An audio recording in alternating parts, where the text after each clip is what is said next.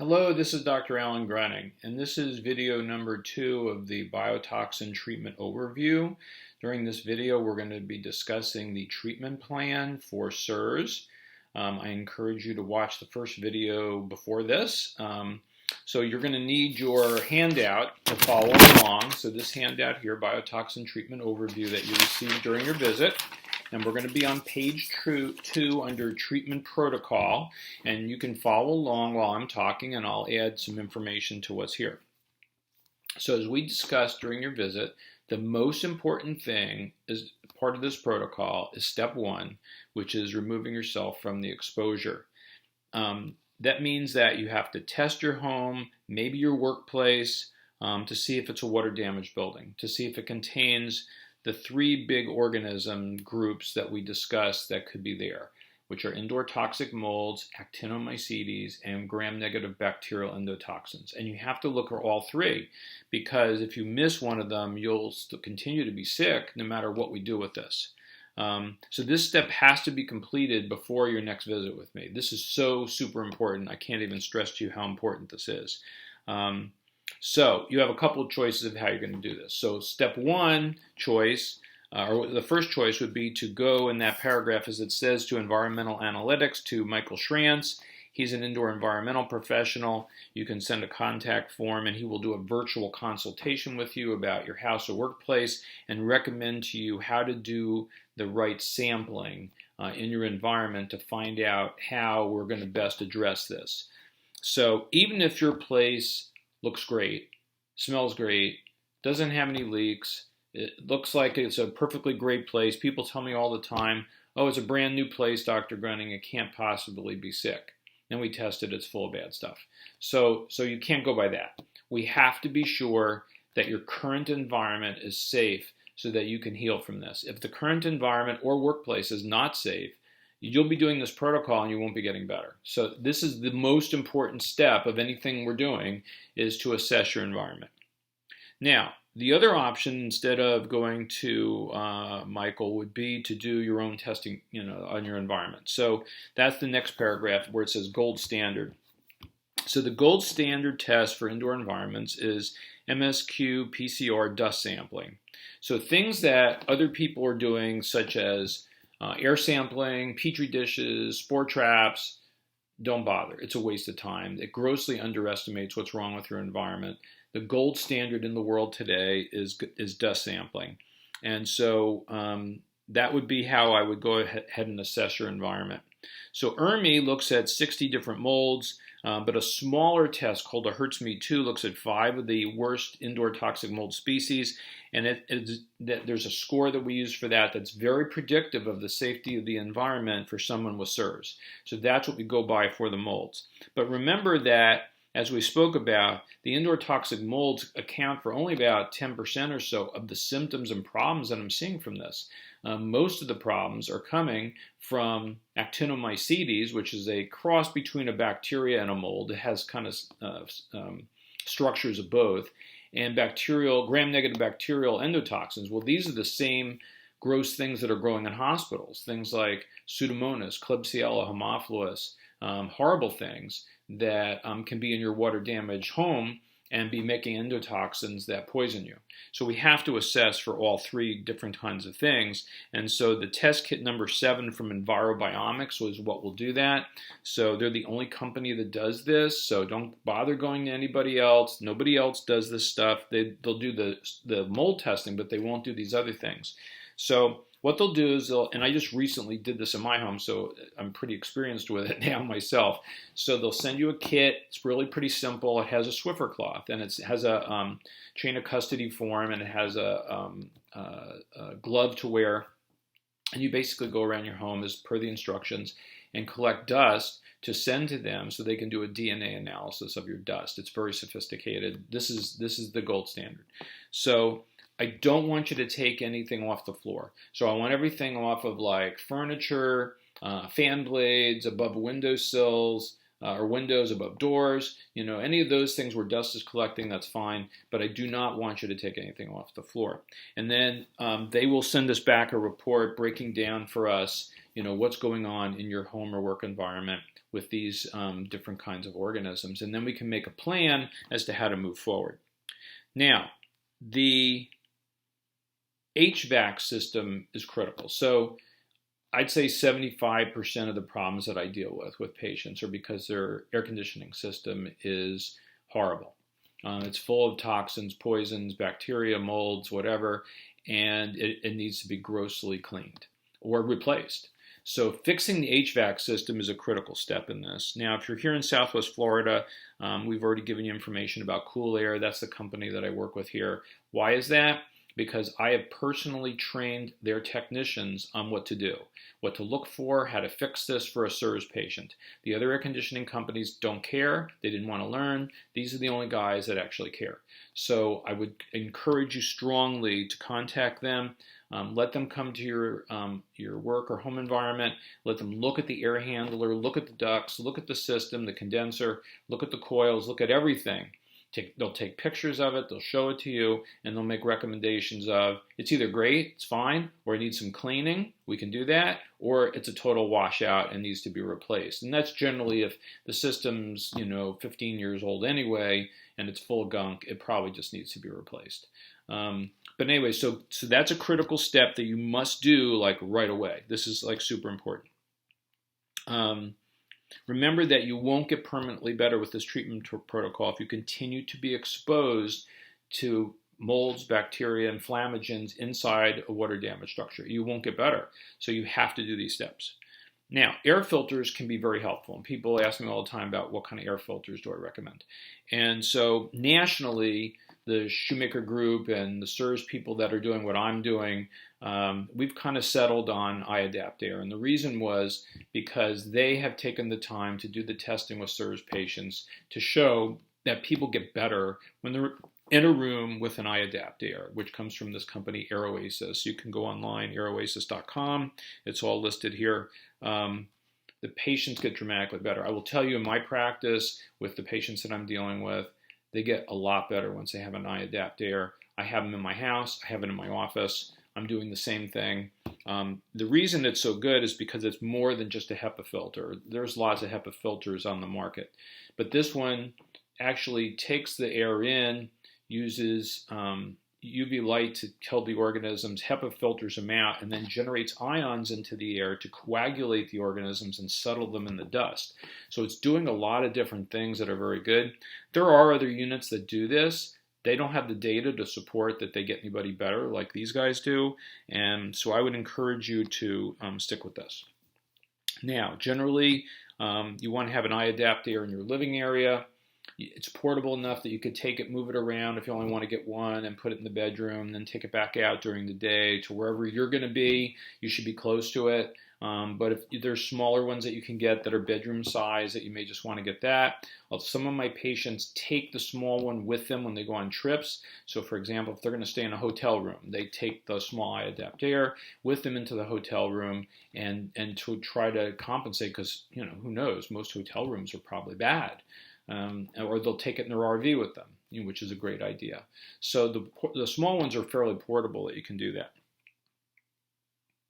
All right, so step 2 is the cholestyramine therapy, or well called, depending upon what I've given you or recommended that you do. So let's talk about cholestyramine in general first. So CSM, as it's called, is a quaternary ammonium, meaning that it has 4 positive charges on each molecule, 1, 2, 3, 4. So when you take the CSM and it goes through your esophagus and your stomach and your duodenum, anything coming out of your liver, out of your common bile duct that's negatively charged will latch onto the CSM and then come out in your stool. That's how this works. It's simple chemistry.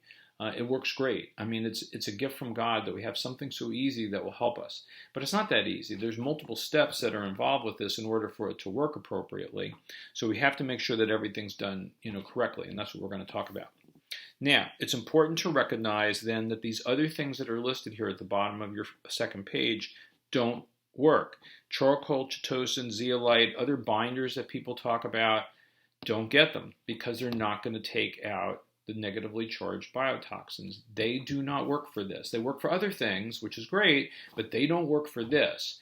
And so if you've tried those before and haven't gotten better, that's why you haven't gotten better.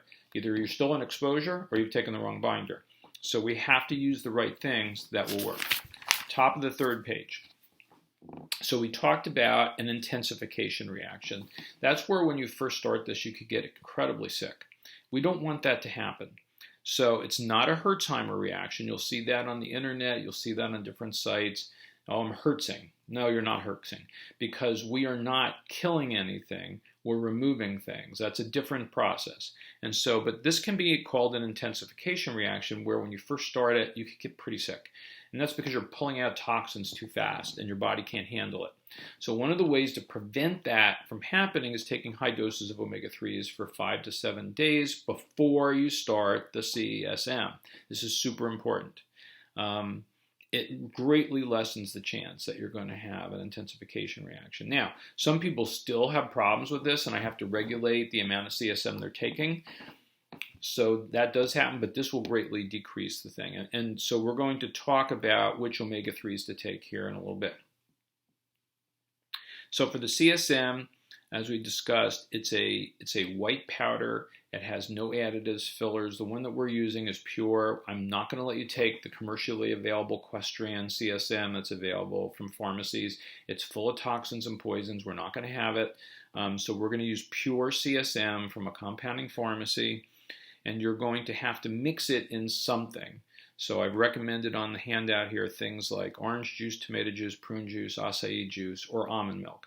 So it has to be something kind of thickish so that the CSM, which is this granule kind of stuff, it doesn't ever dissolve. So you have to disguise it into something so that you can take it. So I use acai juice. I think that works great. But you can use any of those things you'd like. If you're a little constipated, prune juice works really well.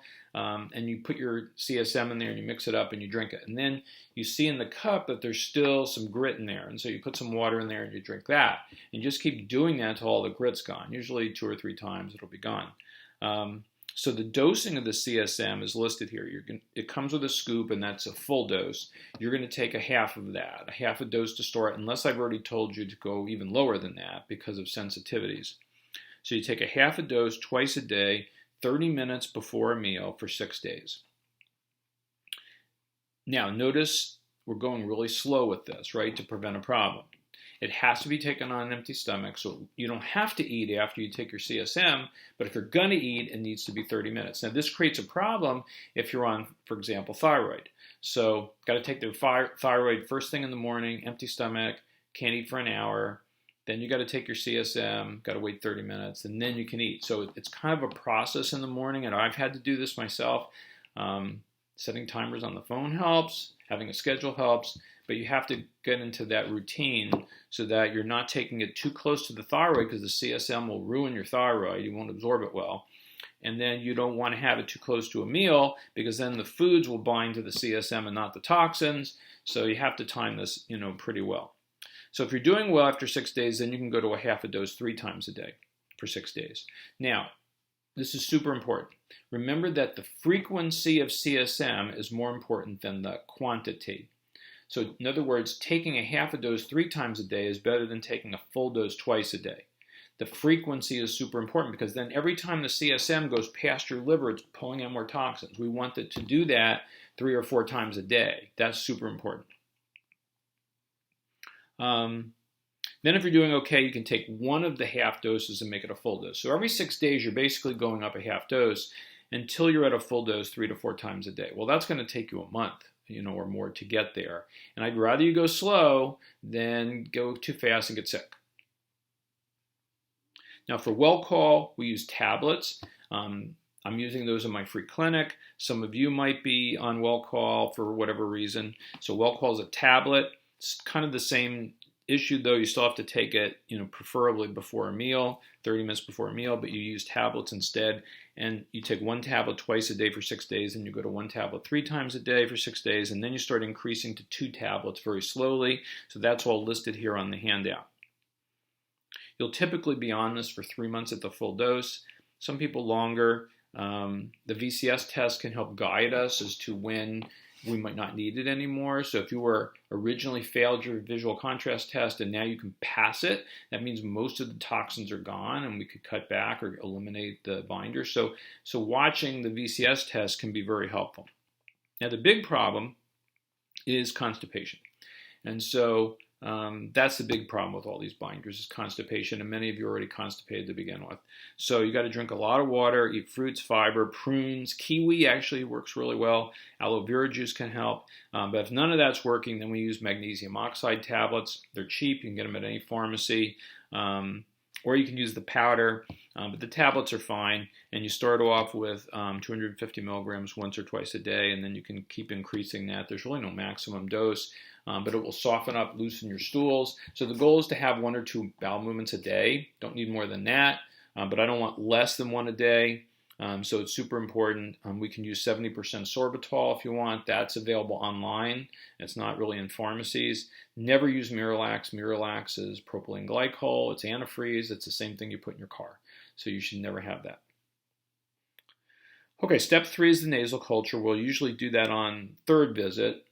If you're doing this virtually and you're remotely, then we've discussed the need, or we will discuss the need of getting the nasal culture done where you are and who could possibly do that for us.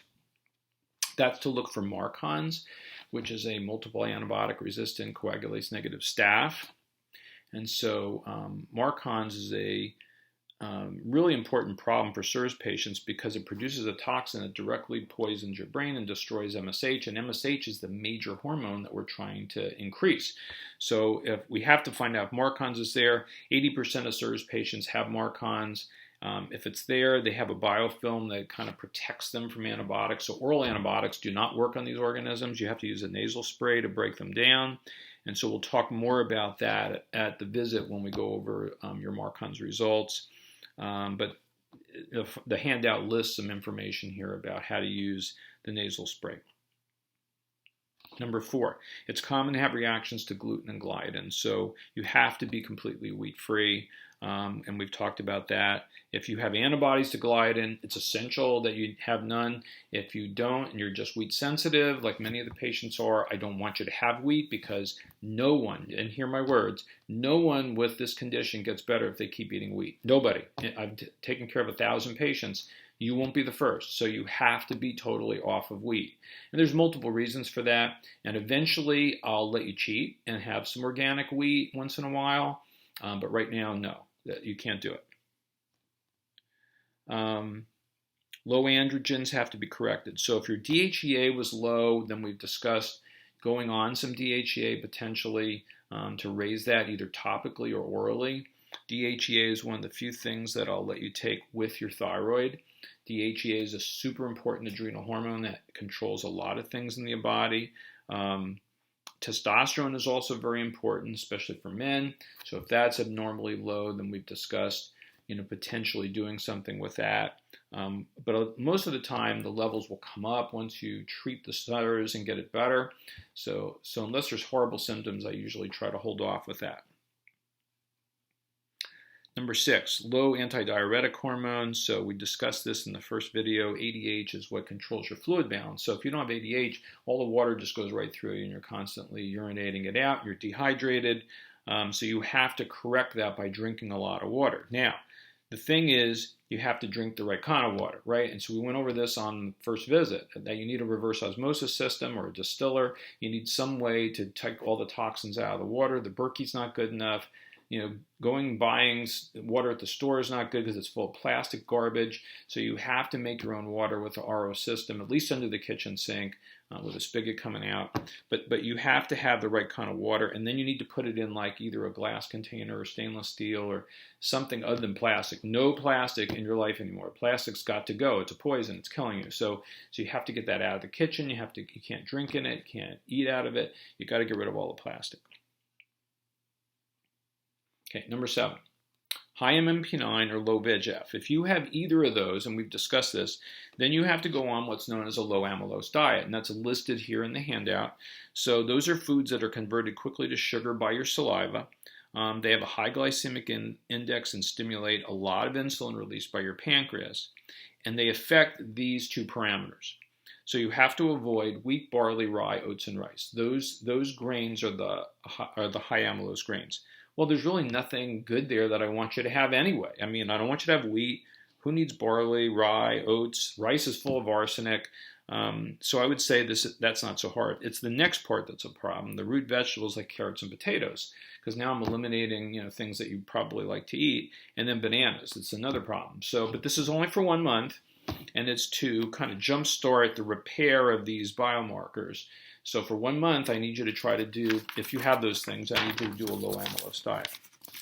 Now, regarding the omega-3 fatty acids, this is a big deal. We're going to be taking really high doses of fish oil. So it's important to get the right kind because fish oils are very highly contaminated with toxins, either plastics, pesticides, heavy metals. Unless they're molecularly distilled, a grade 5 fish oil, then they're full of poison. So you can't just go to the store and buy any old fish oil. Plus, we're going to be using huge doses of this on the order of 4.2 grams of fish oil roughly a day. That's a lot of fish oil. So you don't want to take a cheap one. And so we don't skimp on this. So I've given you recommendations on what fish oil to get, generally from either Metagenics or Pure Encapsulations. Those are the ones that I want you to get, and I've told you how much of that to take. Don't skimp on the fish oil. Don't get garbage fish oil. You'll be belching it up, you'll be sick, you'll be feeling horrible, and you'll have all these toxins. Step 8 is for people that have very high levels of TGF-beta1. Generally, I work into this later. Remember that TGF-1 stimulates autoimmunity, and so if you have very high levels, we can bring it down temporarily with a blood pressure medicine called losartan. Some of you might already be on losartan. If you are, it's helping, and your TGF-1 levels will be even higher if you weren't on it. If you're not on it, then we have to kind of go cautiously because it's a blood pressure drug, and if your blood pressure already kind of runs low to begin with, you're not going to do well with this. But we'll discuss that during your visit, and there's instructions here on how to start losartan if we decide to do that. So I really need you to, stay focused on the treatment protocol that we've discussed. Remember that there's brain fog going on. That's why I've written everything down. You need, people to help you with this, set alerts in your phone, whatever you got to do to get organized with this. It's super important. There's going to be a list of supplements that you have to take that I've given you. Get organized with those. Put them in like a morning, evening, 7-day container so you can just dump them out and take them with a meal. Most of your supplements are going to be taken with a meal. And all those supplements are important to aid in the detox, but also to protect you during the detox from all the things we're releasing, while we're doing the CSM therapy. So anyway, if you have any questions, contact the office. Hopefully this has been a good reminder for you of what we're up to and why we're doing it. So this is Dr. Alan Grunning.